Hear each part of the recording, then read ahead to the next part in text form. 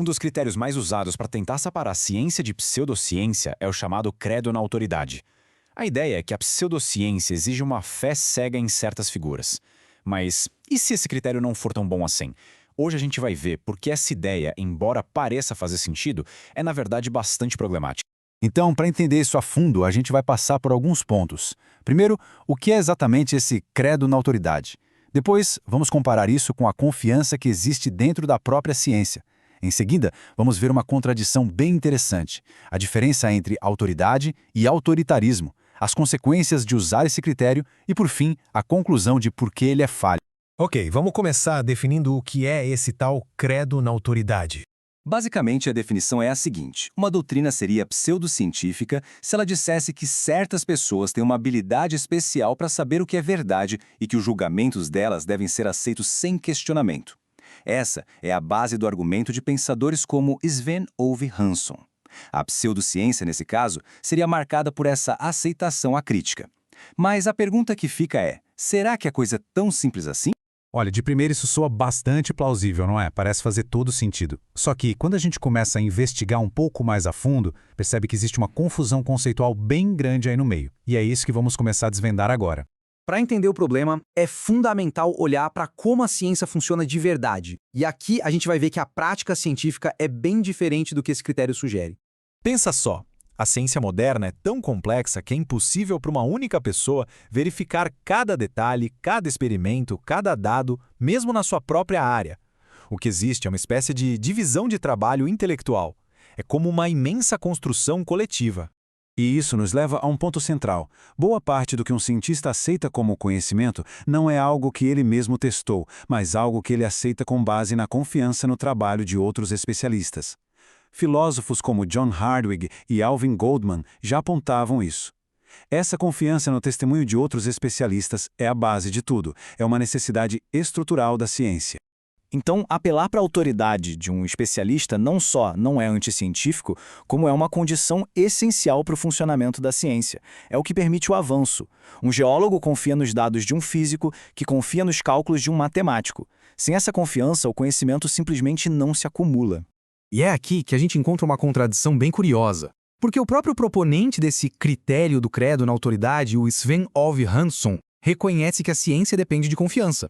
Ele mesmo escreveu que as ciências e as humanidades dependem umas das outras, que áreas como arqueologia, zoologia e química precisam aceitar os julgamentos especializados vindos de outras disciplinas para poderem funcionar.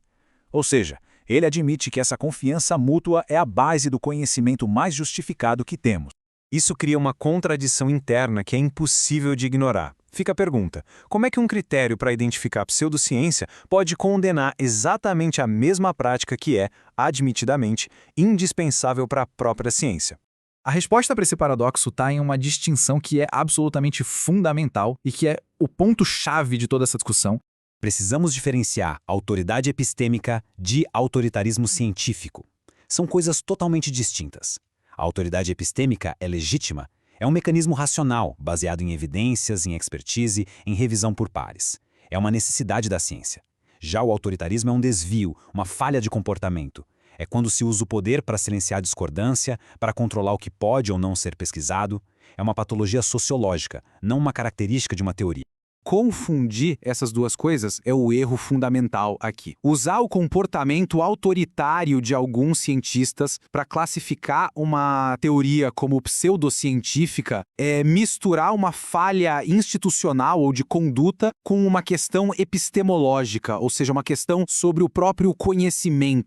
Agora, vamos pensar nas consequências práticas. O que aconteceria se a gente aplicasse esse critério do credo na autoridade de forma consistente a todas as áreas do conhecimento? O resultado seria absurdo. Praticamente todos os campos científicos modernos teriam que ser invalidados. A medicina, que depende totalmente de especialistas, a física de partículas com suas colaborações gigantescas, a climatologia, a biologia molecular. Todas essas áreas, que têm uma complexidade técnica enorme, dependem fundamentalmente da confiança na autoridade de especialistas. Pelo critério, todas seriam pseudociência.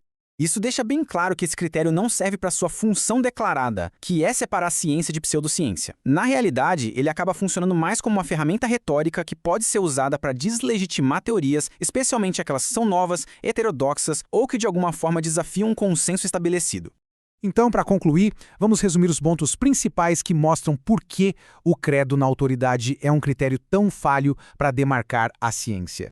Primeiro, ele comete o erro crucial de confundir a autoridade epistêmica, que é necessária, com o autoritarismo, que é um desvio. Segundo, ele simplesmente ignora a epistemologia social da ciência, ou seja, como o conhecimento é construído e distribuído em comunidade. Terceiro, ele entra em contradição com as próprias afirmações de quem o defende. Quarto, ele pega uma característica estrutural da ciência, a confiança, e a transforma num sinal de pseudociência. E por último, ele acaba sendo um padrão de julgamento moral ou comportamental e não um critério epistemológico sobre a validade do conhecimento em si.